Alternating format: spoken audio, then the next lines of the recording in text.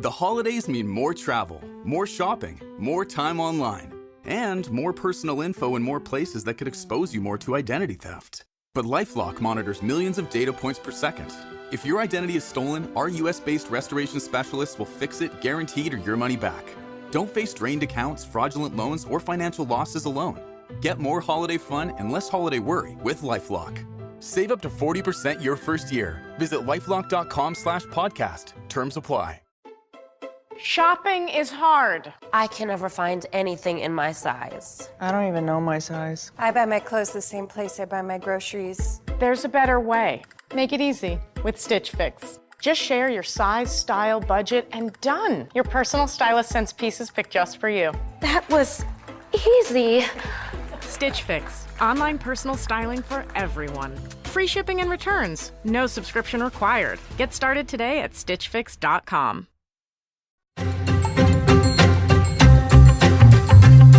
Territorio Negro en Más de Uno. Con Marlaska y Rendueles.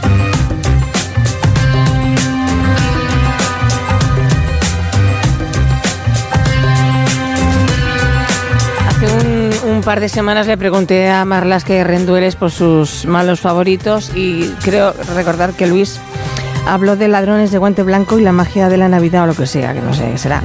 Pues ha hecho posible que hoy dediquen su espacio a estos cacos, que no sé si seguirá diciendo caco.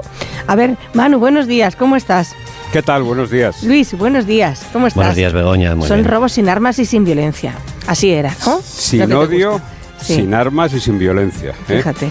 La frase no es nuestra, sino que la dejó escrita Albert Spagliari, Bertito, que era un mercenario y ladrón francés, y la dejó escrita en los muros de una cámara acorazada de la Sociedad General de Niza.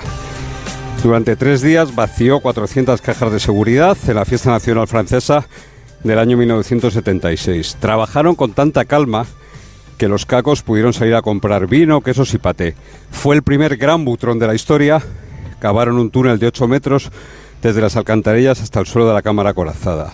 Se llevaron, ojo, 60 millones de francos, es decir, casi 10 millones de euros. Y ese sin odio, sin armas, sin violencia, se convirtió en un poco pues en el lema de estos delincuentes, ¿no? Que son capaces de hacerse botines multimillonarios sin esgrimir un arma. Y ese ejemplo de buen ladrón, o al menos de ladrón sin sin violencia, cundió. En España hemos tenido nuestro Spagliari. ¿Hay cacos similares o no? Con menos glamour. Sí que hay una menos buena finos nómina. Sí. Hay una buena nómina de butroneros, ¿no? Que es esa especialidad que te explicaba Manu de Spagliari. Daniel Calparsoro sí que hizo en ficción la vida de alguno de esos butroneros. Hizo una peli y una serie, se llamó Hasta el cielo. Y ahí sí que había una buena porción de realidad, ¿no? En el caso de Spagliari, él había sido militar en la Legión extranjera, había estado en guerras coloniales en Indochina, en Argelia, y de ahí, de exmilitar, de exmercenario, pasó a ser ladrón, ¿no? Los butroneros españoles tienen una biografía menos épica, ¿no? Casi todos dan sus primeros pasos en la delincuencia como aluniceros, estrellando coches contra los cristales de las tiendas, ¿no? Y si son buenos, el siguiente escalón para crecer es hacerse butroneros, y a partir de ahí ya hay de todo. De todo, es decir, que algunos se quedan ahí y otros siguen creciendo.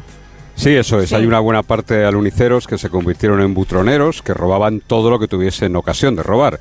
Desde un almacén de joyas, un concesionario de coches de lujo, un camión cargado de teléfonos móviles, cualquier cosa. El problema es que muchos de ellos acabaron dedicándose a una especialidad, vamos a llamarle de riesgo dentro del mundo delictivo. Es un oficio que la esperanza de vida pues es más bien cortita, es más corta que la de un minero del siglo pasado. ¿Y ese oficio cuál es? Los vuelcos, es robar droga y robar dinero a otras organizaciones criminales, ¿no? Unos cuantos aluniceros y butroneros ambiciosos, vamos a decir, desviaron sus pasos hacia ese camino y acabaron mal. El más conocido fue el Niño Sáez. Murió tiroteado en su barrio en Madrid en 2017 y 2 de sus allegados, el Harry y el Pimiento, porque casi todos tienen motes, corrieron esa misma suerte. Hace bien poquito, un compañero de correrías y de generación también del Niño Sáez, alguien conocido como el Niño Juan, fue secuestrado en plena calle y además fue grabado el secuestro por varias cámaras y por varios teléfonos móviles. 2 coches se empotraron contra el coche en el que viajaba él y saliendo de los coches dando tiros al aire se lo llevaron a rastras. Estuvo retenido varias horas hasta que finalmente fue liberado. Curiosamente o no tan curiosamente, ni él ni nadie denunció los hechos, detrás de los que al parecer lo que hay es el robo de más de 1 tonelada de cocaína, es decir, un vuelco muy importante. Lo cierto es que en esa tentación de robar droga, por peligroso que sea, o quizá precisamente por ese peligro que tiene, caen casi todos los que un día se dedicaron a los robos sin armas, sin odio y sin violencia, como decía Spaghiari, ¿no? También el protagonista de probablemente la Navidad más multimillonaria de nuestra historia criminal. Que sospecho que nada tiene que ver con la lotería, ¿no? No, ni con los niños. No. Vale. La Navidad más millonaria, la Navidad criminal más millonaria de España fue la de Yecla, en Murcia, en el año 98.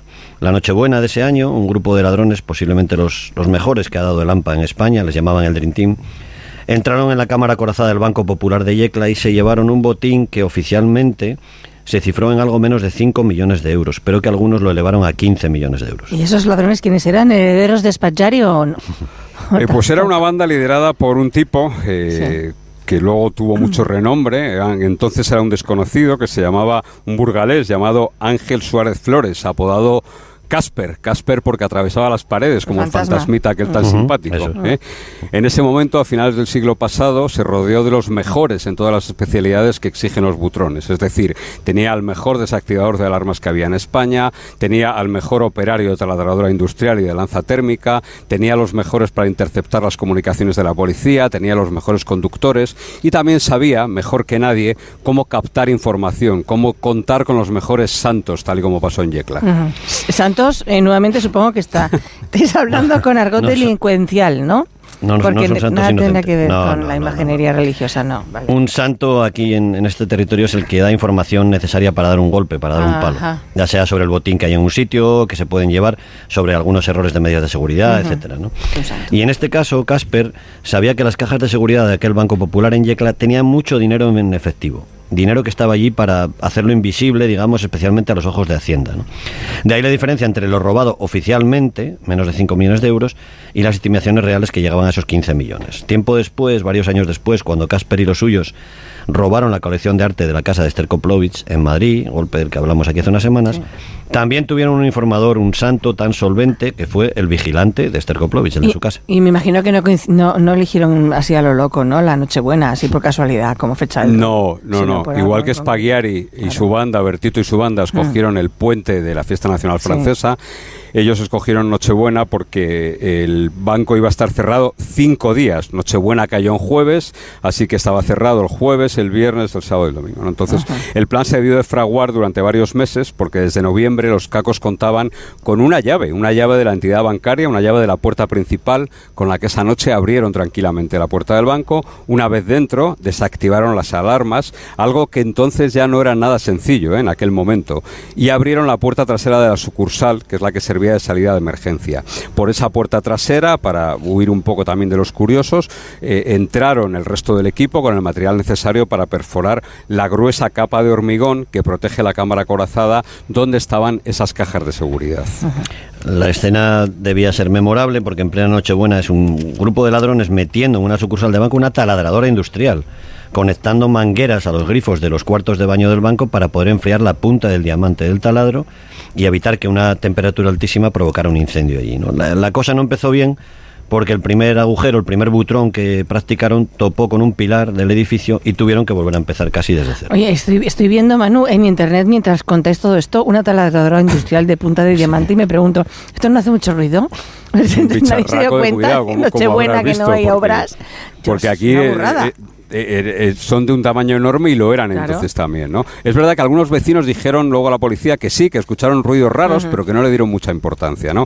La verdad es que la banda tenía todo previsto y apilaron varias cajas con expedientes de la oficina para sobre ellos apoyar la máquina y amortiguar un poco el sonido, ¿no?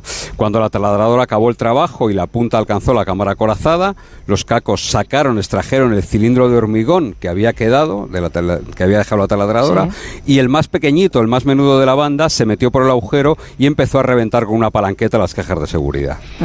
Meses después, cuando fue detenido, el jefe de la banda, Casper, explicó bastante gráficamente cómo habían vivido ellos aquella Nochebuena, ¿no? Y vamos a leer textualmente. Él contó: abrías una caja y caían los billetes a montones. Eso sí que es una Nochebuena y no las que pasan ustedes, les dijo a los policías, ¿no?